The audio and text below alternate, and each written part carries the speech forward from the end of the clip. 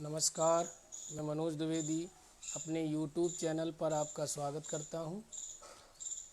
हम लोग online class के माध्यम से कक्षा 11 गणित का टॉपिक है त्रिकोणमिति फलन, जिसके अंतर्गत एक्सरसाइज 3.4 का क्वेश्चन नंबर 5 हम लोग पढ़ रहे थे।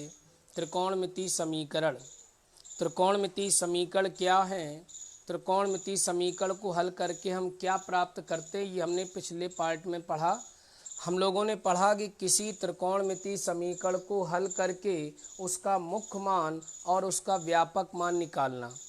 तो यहाँ पर हम लोग देखते हैं कि क्वेश्चन नंबर 5 कह रहा है कि यदि cos 4x बराबर cos 2x, यदि cos 4x बराबर cos 2x हो तो x का व्यापक हल क्या होगा। हमें इस त्रिकोणमिति समीकरण को हल करके हमें क्या निकालना है, इसका व्यापक हल। और व्यापक हल निकालने के लिए हमें क्या करना होगा, सबसे पहले इस cos 2x को बाएं पक्ष में लाना होगा। हम इस cos 2x को बाएं पक्ष में लाएंगे तो दाएं पक्ष में बचेगा 0। जैसे ही हम इस cos 2x को बाएं पक्ष में लाए तो ये हो गया माइनस का। अब हम लोग क्या करेंगे, इस 4x को c मान लेंगे और इस 2x को d मान लेंगे। तो ये सूत्र बन जाएगा cos c minus cos d का सूत्र बन जाएगा। और cos c minus cos d का सूत्र क्या होता है, 2 sin c, c का मान है 4x प्लस d का मान है 2x upon 2 into sine d का मान है 2x माइनस c का मान है 4x बटे 2 बराबर कितना है 0। 2 साइन 4x में 2x को यदि जोड़ दिया जाए, यदि 4x में 2x को जोड़ दिया जाए तो ये 6x हो जाएगा और 6 में 2 का भाग करेंगे तो 3x। 2x में 4x को घटाएंगे तो माइनस का 2x बचेगा और बटे में कितना लिखा है 2, तो 2 से ये 2 कट जाएगा तो बचेगा क्या, माइनस का x। कैसे, 2x में 4x को घटाएंगे तो माइनस का 2x बचेगा और माइनस 2x में 2 का भाग करेंगे तो 2 से 2 कट जाएगा, माइनस x बचेगा। अब हम लोगों को पता है कि माइनस थीटा चतुर्थ चतुर्थांश को निरूपित करता है। हम लोगों ने पिछले पार्ट में पढ़ा था कि माइनस थीटा हमेशा चतुर्थ चतुर्थांश को प्रदर्शित करता है और चतुर्थ चतुर्थांश में केवल cos और sec जो निष्पत्तियां होती हैं वो हमेशा धनात्मक होती हैं। तो यहाँ पर ना तो cos दिया गया और ना तो sec दिया गया, इसलिए माइनस थीटा में साइन ऋणात्मक होगा तो ये ऋण आ जाएगा आपका बाहर और ये हो जाएगा साइन x बराबर कितना 0। अब ध्यान दीजिए, एक गुणनखंड ये दिया, एक गुणनखंड ये दिया और ये बराबर किसके है, 0 के। तो हम लोग जानते हैं कि जब किसी त्रिकोणमिति समीकरण को हल करने पर उसके हमें गुणनखंड प्राप्त हो जाएं और वो गुणनखंड यदि 0 के बराबर दिए हो तो हम क्या करते, प्रत्येक गुणनखंड को अलग अलग 0 के बराबर करते हैं। तो -2 sin 3x को 0 के बराबर किया। साइन 3x में -2 का गुणा है और गुणा में जो संख्या होती वो भाग में जाती है और 0 में किसी संख्या का भाग करेंगे तो क्या होगा 0। तो इस साइन 3x बराबर 0। अब मैंने कल पिछले पार्ट में कहा था कि किसी त्रिकोणमिति समीकरण से यदि थीटा का व्यापक मान निकालना है तो पहले उसकी तुलना करिए कि साइन में 0 मान कितने का होता और साइन में 0 मान होता है साइन 0 अंश का। ठीक है, तो साइन थीटा बराबर साइन अल्फा हो तो थीटा का व्यापक सूत्र क्या बताया था, थीटा बराबर n पाई प्लस -1 की पावर n इंटू अल्फा। और अल्फा कितना है 0 अंश और 0 का गुणा करोगे किसी भी संख्या में तो ये 0 हो जाएगा। तो 3x बराबर n पाई, तो x बराबर क्या आ जाएगा n पाई बटे 3। तो एक तो ये थीटा का व्यापक मान हमको प्राप्त हो गया। हमने कहा था कि किसी त्रिकोणमिति समीकरण को हल करके थीटा के एक या एक से अधिक व्यापक मान प्राप्त हो सकते हैं। तो किसी त्रिकोणमितीय समीकरण को हल करने पर थीटा के एक या एक से अधिक व्यापक मान प्राप्त होते हैं। तो यहाँ पर x का एक व्यापक हल हमें प्राप्त हुआ n π/3। इसी प्रकार से अब हम दूसरे गुणनखंड को 0 के बराबर करेंगे। दूसरा गुणनखंड दिया गया sin x बराबर 0। तुलना करेंगे कि साइन में 0 मान कितने का, साइन 0 अंश का। यदि साइन थीटा बराबर साइन अल्फा हो, यदि साइन थीटा बराबर साइन अल्फा हो तो थीटा बराबर क्या होता, n π +-1 की पावर n इंटू अल्फा, और अल्फा कितना है 0, और 0 का गुणा इसमें होगा तो ये 0, तो x का मान क्या आ जाएगा n π। तो इस प्रकार से इस त्रिकोणमितीय समीकरण को हल करके हमने थीटा के व्यापक मानों को ज्ञात किया। तो यहाँ थीटा के कितने व्यापक मान प्राप्त हुए, 2 व्यापक मान। इसी प्रकार से अगला क्वेश्चन दिया गया है क्वेश्चन नंबर 6। क्वेश्चन नंबर 6 कह रहा है cos 3x plus cos x minus cos 2x is equal to 0। इस त्रिकोणमितीय समीकरण को हल करके थीटा का व्यापक मान चाहिए। तो सबसे पहले तो किसी त्रिकोणमितीय समीकरण को हल करके यदि थीटा का व्यापक मान हमको प्राप्त करना है तो पहले तो वह त्रिकोणमितीय समीकरण हमको हल करना होगा, और जब तक यह त्रिकोणमितीय समीकरण हमारा हल नहीं होगा तब तक हमें थीटा का व्यापक मान प्राप्त नहीं हो सकता। इसलिए पहले से हल करिए। अब बात आती हल करने की, तो हमने पिछले अभ्यास में पढ़ा कि जब किसी त्रिकोणमितीय फलन में 2 से अधिक कोज्याएं या 2 से अधिक ज्याएं योग अथवा अंतर में दी हो तो ऐसी स्थिति में ऐसी 2 ज्याओं का, ऐसी 2 कोज्याओं का समूह बनाते हैं जिनके कोणों को जोड़कर या कोणों को घटाकर और उसमें 2 का भाग देने पर तीसरे कोण की निष्पत्ति प्राप्त होनी चाहिए। तो जैसे 3x और 1x 4x और 2 का भाग किया तो ये 2x प्राप्त होता है। तो इसलिए हम 3x और x का ग्रुप बना लेंगे, इसे c इसे d, इससे कोई मतलब नहीं। cos c plus cos d बराबर 2 cos c का मान 3x प्लस d का मान x बटे 2 इंटू cos c का मान 3x माइनस d का मान x बटे 2, आगे लिखा माइनस का cos 2x बराबर 0। 3x में 1x जोड़ दिया, 4x और 4x में 2 का भाग किया तो कितना हो गया 2x। 3x में 1x घटाया 2x और 2 से 2 कट गया x, आगे लिखा 2x बराबर 0। ध्यान दीजिए, यहां से लेकर यहां तक एक पद और ये दूसरा पद, इन दोनों पदों में cos 2x उपस्थित है। cos 2x को ले लीजिए कॉमन।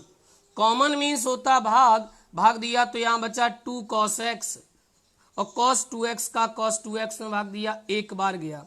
अब ये क्या आ गए, इस त्रिकोणमितीय समीकरण को हल करने पर इसके गुणनखंड हमको प्राप्त हो गए। और हमने अभी बताया था कि जब किसी समीकरण को हल करने पर उसके गुणनखंड यदि 0 के बराबर दिए गए हों तो ऐसी स्थिति में हम प्रत्येक गुणनखंड को अलग अलग 0 के बराबर करते हैं।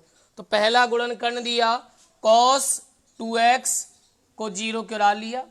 तुलना करिए, cos में 0 मान कितने का होता, cos में 0 मान कितने का होता है, देखिएगा cos 0 का मान कितना होता 1, और cos में 0 मान कितने का, cos 90 का, cos π/2 का। तो यहाँ लिख लेंगे cos 2x बराबर cos में 0 मान होता cos 90 का यानी cos π/2 का। अब इसे मान लेंगे थीटा, इसे मान लेंगे अल्फा। तो यदि cos थीटा बराबर cos अल्फा हो तो थीटा बराबर क्या होता 2n π ± अल्फा। यदि cos थीटा, इसको क्या मान लिया थीटा और इसको क्या मान लिया अल्फा, यदि cos थीटा बराबर cos अल्फा तो थीटा बराबर 2n π ± अल्फा। ये थीटा का व्यापक हल होता है। अब इस 2 का दे दीजिए पूरे में भाग तो यहाँ बचेगा x, 2 का भाग करेंगे 2 कट जाएगा, प्लस माइनस 2 का भाग करेंगे π/2 में 2 का भाग करेंगे तो π/2 पहले से एक भिन्न है, इसको भी भिन्न बना लेते हैं, बाय पदों का गुणा मध्य पदों का गुणा, तो ये हो जाएगा π/4। तो थीटा का एक व्यापक हल ये प्राप्त हो जाएगा। इसी प्रकार से अब दूसरे गुणनखंड को 0 के बराबर कर लेते हैं। 2 cos x - 1 बराबर 0। अब जब हमने इस दूसरे गुणनखंड को 0 के बराबर किया, जब हमने इस गुणनखंड को 0 के बराबर किया तो अब हम कैसे हल करेंगे, इस -1 को दाएं पक्ष में ले जाएंगे तो 2 cos x बराबर 1। cos x में 1 का 2 का गुणा है और गुणा में जो संख्या होगी वो कहाँ जाएगी, भाग में, यानी 1/2। अब कंपेयर करेंगे कि cos में 1/2 मान किसका होता, cos 60 का होता, और 60 को रेडियन में क्या लिखेंगे, π/3। cos थीटा बराबर cos अल्फा, तो थीटा बराबर 2n pi plus minus alpha. तो ये थीटा का क्या निकल आएगा, व्यापक मान। तो इस प्रकार से किसी त्रिकोणमितीय समीकरण को हल करके हम थीटा के व्यापक हल प्राप्त करते हैं। तो यहाँ पर अगला क्वेश्चन दिया गया है, उसको हम लोग देखेंगे। क्या दिया गया, क्वेश्चन नंबर दिया गया है 8, क्योंकि 7 आप कर लेंगे। sin 2x plus cos x बराबर इतना दिया, देख लीजिए पहले क्वेश्चन नंबर 7, कोई दिक्कत हो तो। sin 2x plus cos x बराबर 0 दिया गया, इस त्रिकोणमितीय समीकरण को हल करना है। तो यहाँ हम करेंगे क्या, चूंकि यहाँ 2 ना तो ज्या दी गई हैं, ना यहाँ पे 2 कोज्या दी गई हैं, तो यहाँ पर ना तो 2 ज्याओं के योग का नियम बनेगा, न 2 कोज्याओं के योग का नियम बनेगा। तो फिर होगा क्या, सबसे पहले sin 2x के सूत्र को खोल दो। हम लोग जानते हैं कि sin 2x का जो सूत्र होता है वो होता है 2 sin x into cos x। तो ये जो sin 2x लिखा है इसका सूत्र खोल देंगे 2 sin x into cos x, और आगे क्या लिखा, cos x बराबर 0। अब हम क्या करेंगे, यहां हमने देखा एक पद ये, एक पद ये, इन दोनों पदों में cos x उपस्थित है, cos x को कॉमन ले लेंगे, तो यहां बचेगा 2 sin x प्लस 1। अब पिछले प्रश्न की भांति प्रत्येक गुणनखंड को अलग अलग कर लेंगे, व्यापक हल आ जाएगा। तो यहां हम लोग देख रहे थे क्वेश्चन नंबर 8, और क्वेश्चन नंबर 8 कह रहा है sec स्क्वायर 2x बराबर 1 माइनस tan 2x।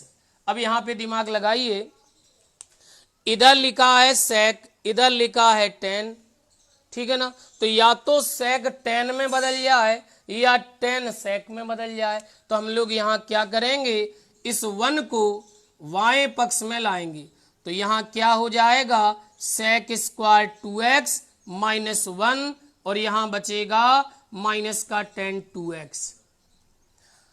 अब हम लोगों ने सर्वसमीका पढ़ी है कि 1 प्लस tan स्क्वायर थीटा बराबर sec स्क्वायर थीटा होता है ना। अगर ये 1 दाएं पक्ष में जाएगा तो यहाँ बचेगा tan स्क्वायर x बराबर sec स्क्वायर x माइनस 1। तो sec स्क्वायर इसको मान लिया थीटा, तो sec स्क्वायर थीटा माइनस 1 बराबर tan स्क्वायर थीटा, और थीटा किसे माना, 2x को। अब ये माइनस का 2x ले आए बाएं पक्ष में, तो ये हो जाएगा प्लस का, और दाएं पक्ष में बचेगा 0। अब हमने देखा कि tan 2x ये लिखा, tan 2x ये लिखा, दोनों पदों से tan 2x को ले लिया कॉमन, कॉमन माने भाग, और भाग में घातें घटती हैं, तो यहाँ tan 2x की एक घात बची, और tan 2x का tan 2x में भाग किया, एक बार गया, बराबर कितना है, 0। अब वही नियम कि जब गुणनखंड 0 के बराबर होते हैं तो हम प्रत्येक गुणनखंड को अलग अलग 0 के बराबर करते हैं। तो tan 2x बराबर 0, tan में 0 मान कितने का होता, tan में 0 मान होता है कितने का, tan 0 का, तो इसको लिख देंगे tan 0। अब देखिए tan थीटा बराबर tan अल्फा, तो थीटा बराबर n pi plus alpha, alpha कितना है, 0 अंश, तो 0 हट जाएगा, x में 2 का गुणा, और गुणा में जो संख्या होगी वो कहाँ जाएगी, भाग में, तो क्या आ जाएगा मान n पाई/2। तो इसी प्रकार से दूसरे गुणनखंड को हम लोग 0 के बराबर कर लेंगे तो यहाँ पे थीटा का दूसरा व्यापक मान आ जाएगा। तो बहुत आसान होता है। तो इस प्रकार से हमारा आज का आखिरी प्रश्न है इस एक्सरसाइज का। इसके बाद हमारा आज ये जो चैप्टर है त्रिकोणमितीय फलन ये आपका समाप्त हो जाएगा। अगले पार्ट में हम नए चैप्टर को पढ़ेंगे। तो ध्यान दीजिए इस एक्सरसाइज का आखिरी क्वेश्चन दिया गया है 9। क्या दिया गया? sin x plus sin 3x plus sin 5x बराबर 0। इस त्रिकोणमितीय समीकरण को हल करके हमें थीटा का व्यापक मान ज्ञात करना है। तो सबसे पहले तो हमें इस त्रिकोणमितीय समीकरण को हल करना होगा। इस त्रिकोणमितीय समीकरण को हल करने का तरीका मैंने अभी बताया था कि जब किसी त्रिकोणमितीय फलन में दो या दो से अधिक ज्याएं योग में या अंतर में दी हो तो हम ऐसी दो ज्याओं का ग्रुप बनाएंगे, समूह बनाएंगे कि जिनके कोणों को जोड़कर या घटाकर उसमें 2 का भाग देने पर तीसरी निष्पत्ति प्राप्त हो। तो ध्यान दीजिएगा 3 और 1 4 होता है, 4 में 2 का भाग करेंगे 2 आएगा, जबकि यहाँ 5 है। 5 और 3 8 होता है, 2 का भाग करेंगे 4 आएगा। 5 और 1 6 होता है, 2 का भाग करेंगे 3 आएगा। तो इनका और इनका ग्रुप बना लीजिए। sin 5x और sin x का समूह बना लिया, तीसरी निष्पत्ति प्राप्त हो जाएगी। इसे मान लीजिए c, इसे मान लीजिए d। sin c plus sin d बराबर क्या होगा? 2 sin c। c का मान कितना है? 5x प्लस d का मान कितना है? x by 2 into cos c। c का मान कितना है? 5x। d का मान कितना है? x का है sin 3x बराबर 0। यदि 5x में 1x को जोड़ेंगे तो कितना हो जाएगा? 6x, और 6x में 2 का भाग करेंगे सीधे 3x लिख सकते हैं। इंटू 5x में 1x घटाएंगे तो कितना बचेगा? 4x, और 4 में 2 का भाग करेंगे तो cos 2x। आगे क्या लिखा? sin 3x बराबर 0। यहां से लेकर यहां तक एक पद और ये दूसरा पद, इन दोनों पदों में क्या उपस्थित है? sin 3x। sin 3x को ले लिया कॉमन, कॉमन माने भाग, भाग दिया तो यहां बचा 2 cos 2x, और यहां भाग दिया तो 1 बचा बराबर 0। अब यदि गुणनखंड 0 के बराबर होते हैं तो प्रत्येक गुणनखंड को अलग अलग 0 के बराबर कर लेते हैं। साइन में 0 मान कितने का होता है? साइन 0 का ही होता है। अब ध्यान दीजिए, इसे थीटा इसे अल्फा, साइन थीटा बराबर साइन अल्फा, तो थीटा बराबर n पाई प्लस माइनस 1 की पावर n इंटू अल्फा। चूंकि अल्फा कितना है? 0, तो सब 0 हो जाएगा। तो x बराबर 3 बटे में आ जाएगा n पाई बाई 3। तो एक तो व्यापक हल ये आ गया। अब इसी प्रकार से अब हम दूसरे गुणनखंड को भी 0 के बराबर कर लेंगे। 2 cos 2x प्लस 1 बराबर 0। इस 1 को ले जाइए दाएं पक्ष में, जब ये 1 दाएं पक्ष में जाएगा माइनस का, cos 2x में 2 का गुणा, और गुणा में जो संख्या होगी वो कहां जाएगी? भाग में। तो cos में -1/2 मान किससे कितने का होता? cos 120 का। cos में -1/2 मान cos 120 का होता है, और 120 को हम क्या लिखेंगे? 2π/3। कितना लिखेंगे? cos 2π/3।